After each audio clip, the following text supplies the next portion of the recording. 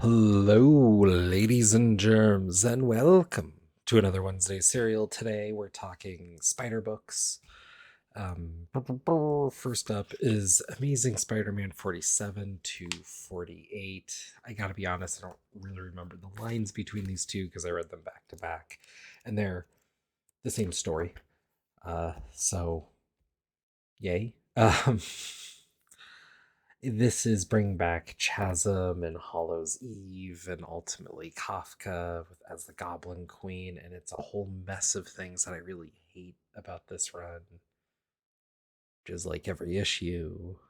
Uh, Um, and I know I'm hate reading it at this point. I don't know.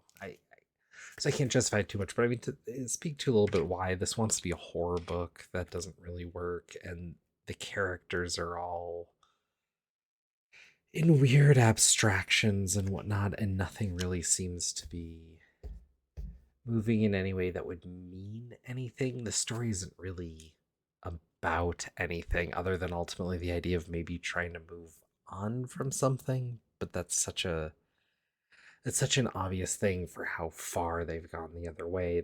This means nothing, and this is effectively a throwaway story to build up some of the Chasm and Hollow's Eve for two issues before we move into what's going to be the issue 50 events and whatnot, which looks to be like a Secret Six thing.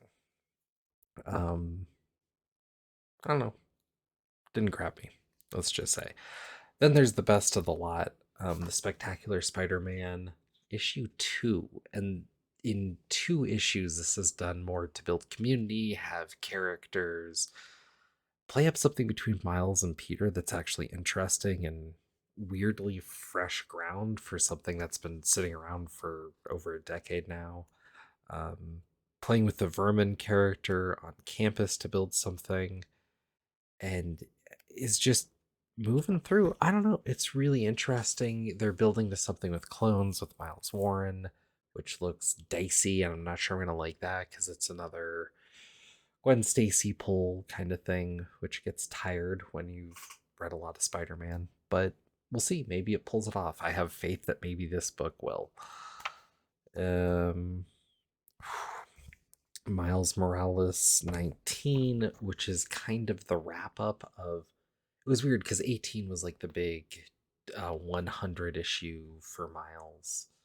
Milestone. Ha ha ha. And this is just kind of wrapping up those events. And after seeing some talk back, like about this comic, like this one goes into sepia, but this is playing off of a lot of weird manga tropes, which is why Miles can pull a sword from nowhere and why the fights are so frenetic but don't seem to have any weight.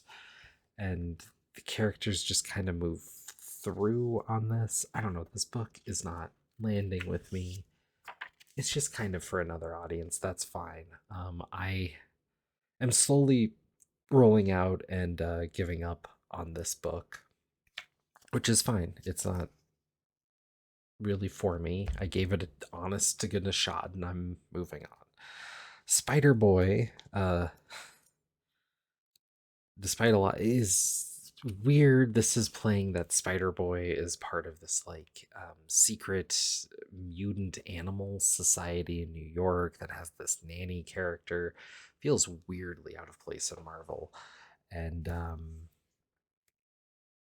I don't know. It's a weird way to wrap up a lot of things, but it is different. I can't say it's poor, but it's hard to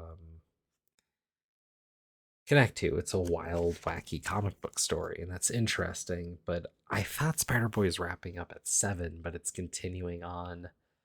I guess I've been intrigued enough to continue forward.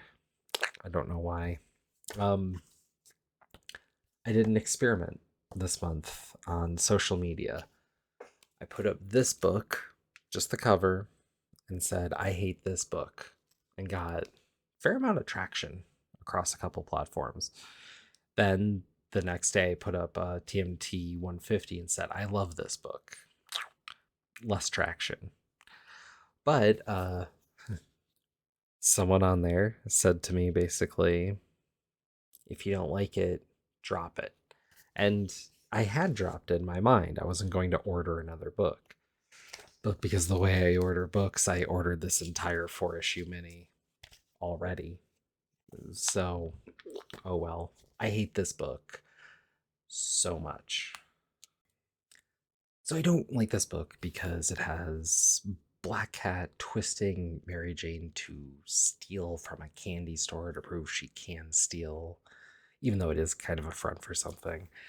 And it has Peter, not Peter, it has MJ confiding in Paul for stuff about trusting characters and who to place your faith in, with someone who lied to her extensively uh previously.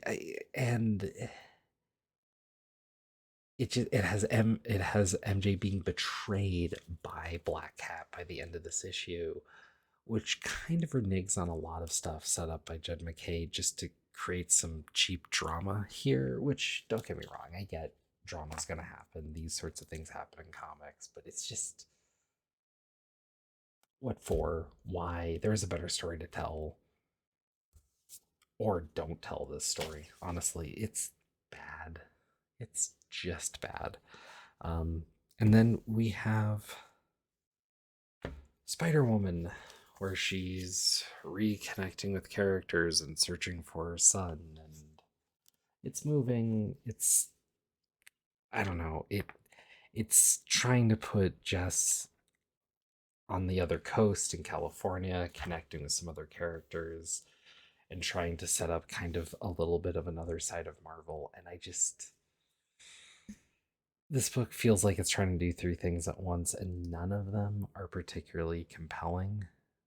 And it kind of took away from the hopeless run or Hallam run of Spider Woman prior that was engaging to me. And I know she's had some time since then, but this doesn't really work. And I don't know. It's a thing, but I really hate when comics do the mystical baby grow up thing just so they can have the emotional connection for a character but never go through the paces. It's something I'm pretty tired of in general, and I don't think it's ever been done particularly well. Cable almost works because it was played so different, that they didn't realize they were doing that till they were halfway through the setup, anyways. But I don't know. Overall, a lot of the Spider books I'm just not digging, and I'm slowly bringing that down. I've already started to bring that amount down. And I mean, I'm kind of looking at a few of these books, and I'm presuming Spider Boy's ending soon. And if it doesn't, that might go. And I'm keeping up on Amazing Spider-Man because I feel like I need to. But that's the only book I'm letting clinch in on that, because I just know for a fact, having gone through my massive buying in years past, that a lot of books you can recollect and it's almost cheaper later, and that's fine, whatever. But Amazing Spider-Man is one of the few titles that it always gets more expensive. It always gets harder to find. And I have a pretty good run, and I just don't want to break it. That's why. It's not a good reason, but it's the truth. And it's one of the titles where when people say it, I get it. It's like, I don't know, when people say that for like Action Comics or Batman or Daredevil or Fantastic Four, I get it. You've been through thick and thin. You're not a fair weather fan on those things. You're in it whether you like it or lump it.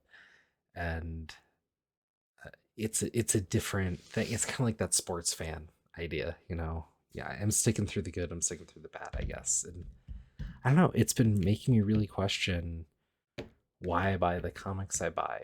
So I don't know. I've been mulling that over for months here on camera, and I'm sticking to my word for some of it finally, and it's coming down.